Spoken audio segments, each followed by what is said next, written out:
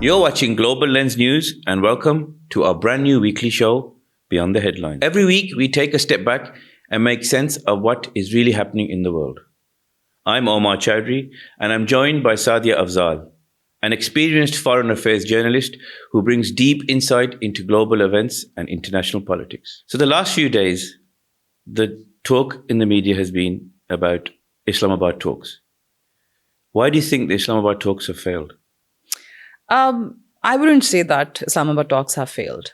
Why I'm saying this is history shows us that, when you are mediating between two parties who are already at a war and the conflict is so intense that you don't know what's going to happen the next day. Pakistan successfully brought them on table. They have been talking for 21 hours, 22 hours here. I would say that this was just round one. All right. This is an ongoing process. I wouldn't call it a failure. And, you cannot reach a deal overnight. This doesn't happen in a day. Sometimes it might take days, weeks, or months, even years. So I'm still hopeful, and there is optimism on Pakistani side as well that, since Pakistan's Prime Minister is traveling to Kingdom of Saudi Arabia, then our Deputy Prime Minister is already in talks with Egypt and Turkey. So I think there is going to be a round two very soon, and there is still hope.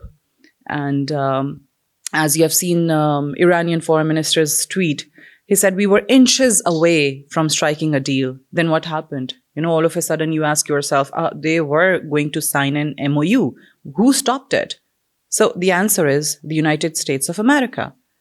See, the reason they're giving is that we couldn't sign this deal was that America, at a very last minute, they came up with a very maximalist position.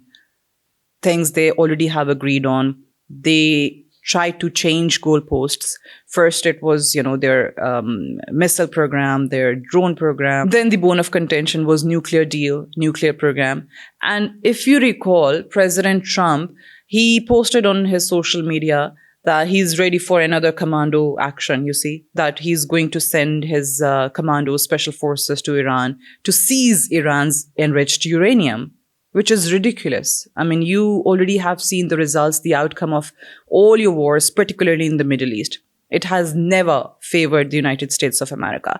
So right now, the debate, even in the USA, is why United States, went on against Iran. Was President Trump coerced to do this by Israel? Because this was a war of Israel, not of America. So if you recall, Secretary of State, I believe, Marco Rubio, he gave a statement that Iran was never an imminent threat for the United States. Then what happened? If Iran was not going to attack the US, then why President Trump decided to go with Israel against Iran? Do you think one of the parties, either Iran or US, came into these negotiations already looking to sabotage it? So this was just a show for the world to say, look, we're here, we want to talk about this, we want to resolve this issue. But realistically, behind the scenes, there was other factors in play. Do you think that could be the case? I've seen reports where a lot of people are calling Jared Kushner a spoiler, and some are blaming J.D. Vance, that he never wanted to reach this deal. The difference between two delegates who were here, Iranian and American delegations, U.S. Officials were in constant touch with the president, right? President Trump. They were getting directions from their president, but Iranian officials couldn't reach their leadership back home due to security reasons. They couldn't get in touch with them. They couldn't call them or ask them what to do next. For me, it's just one person, and that's President Trump, because he was calling all the shots. He was giving directions, whether it's Kushner, whether it's J.D. Vance, whether somebody else. He was telling them what to do next. So yes, definitely, I would say the United States never wanted to reach this deal. And now President Trump has came up with another ridiculous idea, which is blockading the Strait of Hormuz.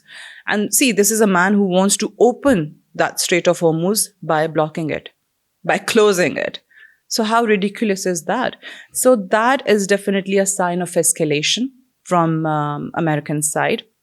Iran had already signed a deal, JCPOA, the very joint comprehensive plan of agreement in 2015. Who decided to withdraw from that deal? It was President Trump in 2018, in his first term as president of United States. He decided not to be a part of that deal. Why? Because Israel never liked it. Israel has always wanted to damage Iran economically, right? So obviously, President Trump was coerced then by Israel to withdraw from that deal. And even now, you're seeing the same thing repeating. Growing up as children, we've always been told, never believe in conspiracy theories. 25 years later, all those conspiracy theories are now being proved to be right. A lot of stuff that's happening, or a lot of stuff that's been said in the social media currently, is that J.D. Vance did not want this war. And he was there in the Islamabad talks to ensure that peace was to prevail. Yeah. But Mr. Kushner, on the other hand, is very loyal to Netanyahu. And during the peace deal, apparently, according to reports, is that Netanyahu contacted Kushner and said, there is no way this peace deal should happen. Do you think that was the case? And if so, and public perception now is very anti-Zionism. Yeah. People know that Judaism and Zionism are two different things. They're parallels apart. Zionism is actually what people now realize is, or did not know before, that Zionism exists.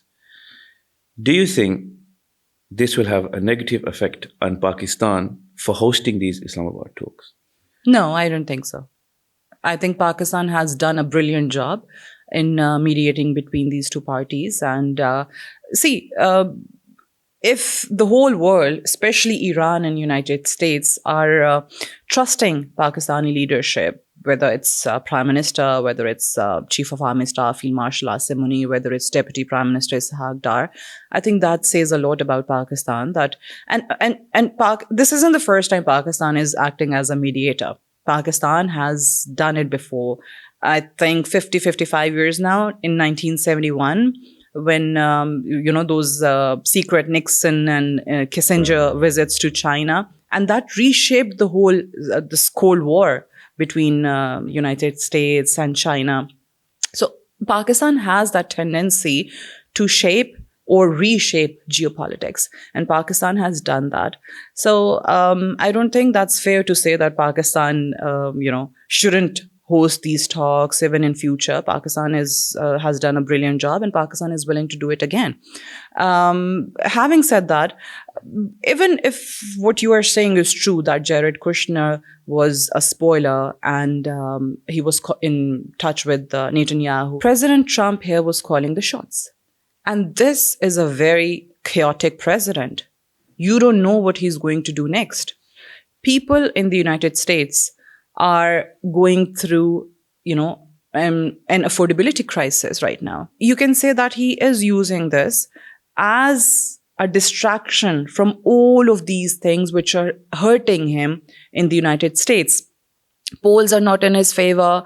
This November upcoming elections, a lot of people think there are obviously surveys that Republicans are going to lose really badly because of this president's decision to go against Iran. This is the president who always committed to his voters and supporters not to go to any war which is not in America's interest. So you tell me, how is this war benefiting Americans? How is this war going to give them better jobs? That plan that make America great again, how is this a part of that plan? How are you making America great again by going at a war with Iran?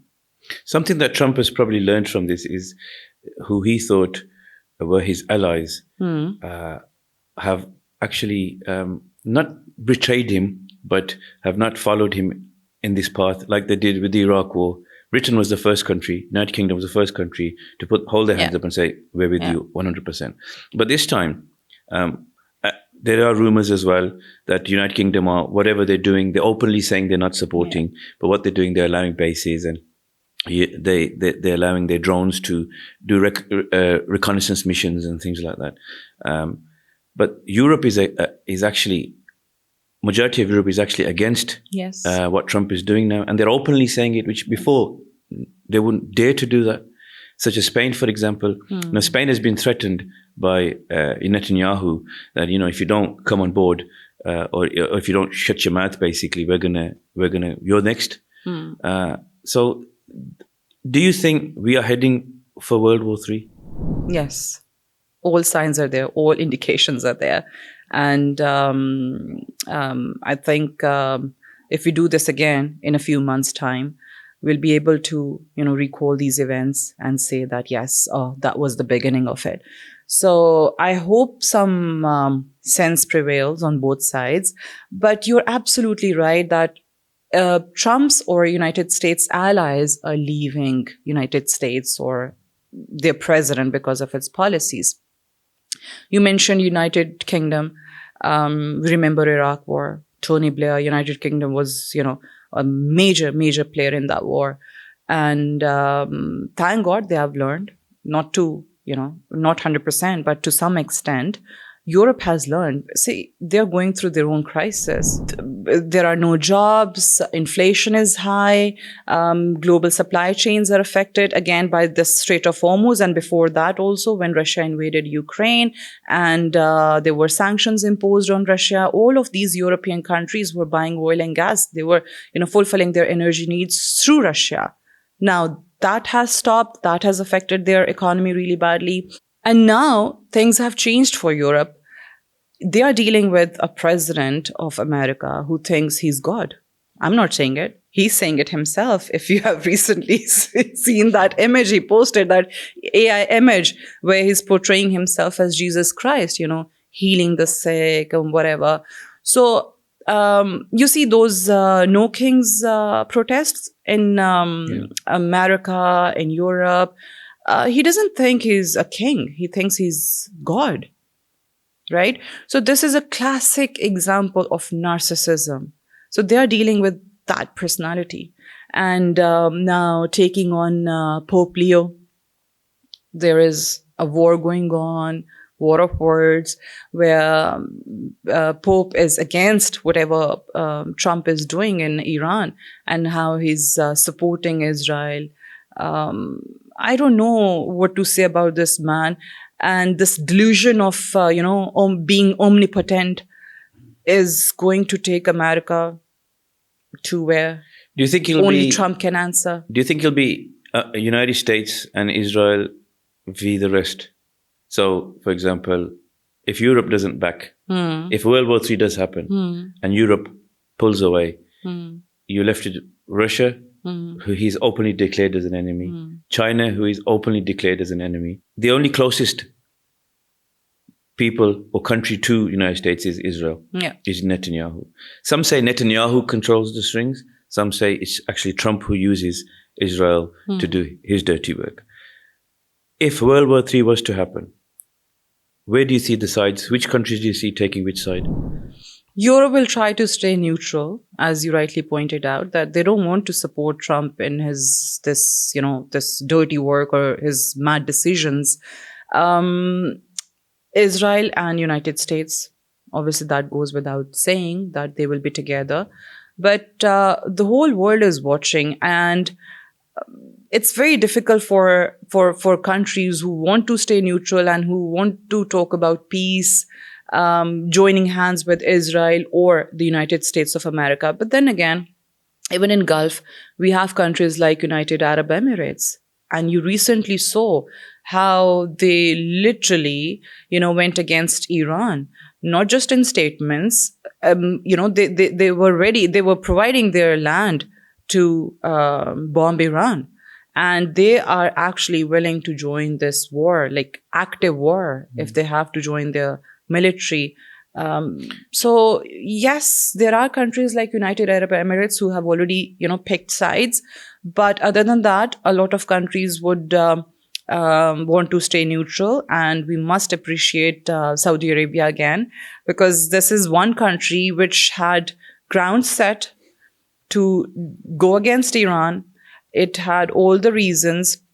And when there is a war, it's very hard to say who's right and who's wrong. You know why? Because there were incidents in Saudi Arabia where a lot of people thought that Saudi Arabia is now going to join Israel and America against Iran. Why? Number one was when they hit their oil refinery. That was a major, major incident. You've got United Arab Emirates and Bahrain, for example. It's not a statement they've made. Yeah. They've actually physically signed a document to say, we recognize Israel. We acknowledge Israel, and you're basically family. That's potentially what that document has said. You're cousins. That's right. That's what they've said. Yeah. And those cousins now are practically single-handedly destroying the fabric of society. They're destroying countries that really, whenever they choose to, they can just send a missile and nobody bats an eyelid. What do you think? What's the solution right now? Do you think Trump should be indicted for war crimes? And Netanyahu is already wanted. So what do you think? What's the solution for this? I don't think sitting around the table is going to resolve anything. I don't think the United States of America will agree to anything. Yeah, but you see, you cannot just give up on the process. Talks should be there. Even in wars, you see talks happening behind the curtains, and there are a number of people and countries who try to mediate, to talk to both sides and reach a conclusion. But you're right that if Netanyahu, being a convict, he's a criminal declared by international courts of justice. So if he can go scot-free, so can Trump, so can anybody else. So you have set a precedence and everybody is trying to follow that. You attack Lebanon, nobody questions you. You attack Iraq, nobody questions you. You attack Syria, you attack Libya, nobody questions you. So if you think that you are you are untouchable and nobody can go against you, nobody can do anything against you. That's why he thinks he's God, because nobody said anything. Yeah, nobody said anything. But again, not talking is also not the solution. You have to talk. And yes, there is this indication in the United States that people, even Republicans, are asking for Trump administration to invoke Article 25 of the Constitution because they think President Trump is not fit to rule. He cannot be the president of the United States anymore, and he has to go. So if that happens, obviously everything changes. And with him gone, with him out of sight, you might see some peace once again, not just in the United States, not just in Iran, but the whole world. Thank you, Sadia. Thank you for your time. Until next week, you've been watching Global Lens News. Take care.